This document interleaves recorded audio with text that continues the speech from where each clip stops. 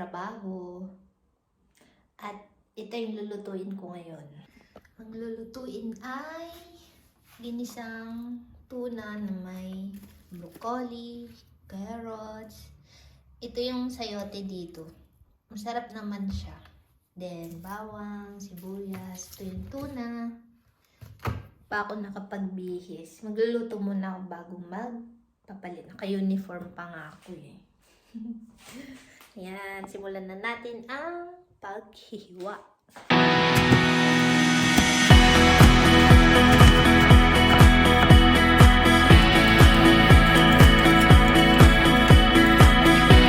Ito yung sayote dito, ganito siya. Amoy, singkamas. Pero lasang sayote.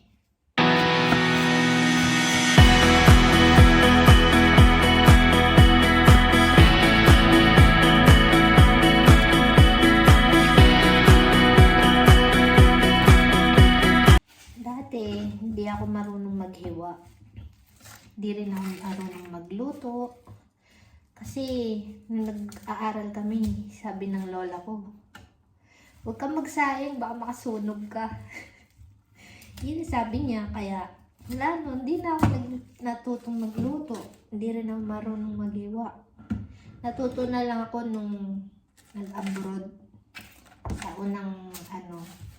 sa unang bansang pinuntahan sa Taiwan. Yun. Medyo natututo kasi yung mga nasa paligid, tsaka yung partner ko, marunong magluto. Kaya, natuto na lang ako. Hindi rin pala namin to sinasama yung tangkay. Pero yung iba ata, sinasama. So, ayan, nakahiwa na ako. Hugas na rin yan lahat. Yung mga gantong lagayan, hindi namin tinatapon. Kasi pwedeng gamitin pag nag-marinate, gano'n, lagayan. Recycle ba?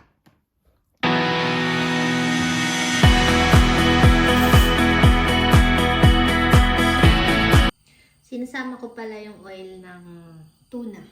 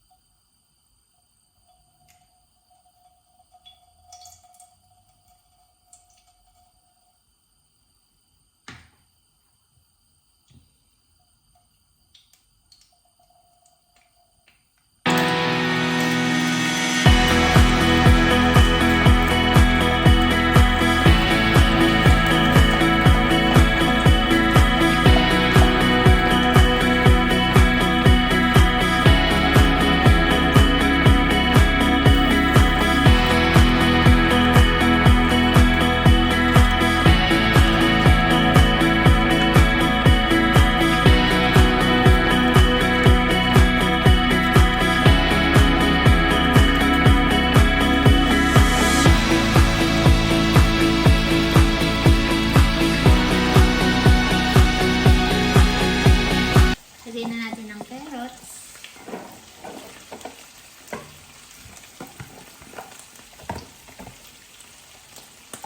Sayote.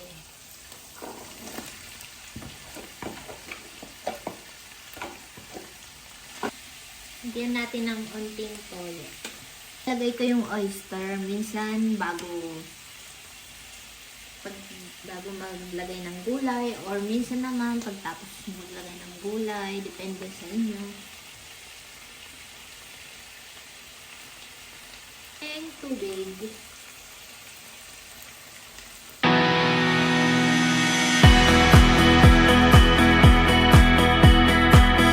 Ikukwento lang pala ko, yung landlady namin, yung may-ari ng apartment, ng flat dito. Lagi kaming binibigyan ng jam. Ano to? Berries. Hindi ko lang tawag kung anong berries yung ginagawa niya. Pati yung isang tenant dyan sa taas, si Tatang, binibigyan din kami ng jam. Bali, kinukuha lang nila dyan sa may garden, mga berries. Lalo na pag bago mag-winter. Nakakagawa na sila ng mga ganito. Tsaka, Lagi lang niya pinapaalala na ibalik namin ang pote. Kasi, malay mo, bigyan kami ulit next month. Pag ubos na, pag binalik namin. Kasi yung last na binalik namin, kinabukasan binigyan kami uli ng bago.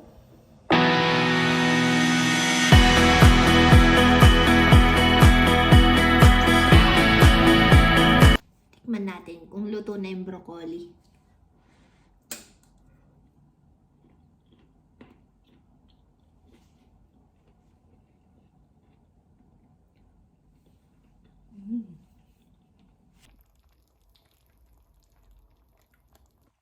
So, ayan lang vlog natin for today, mga kamarad. Subscribe, like, comment, and share. Susunod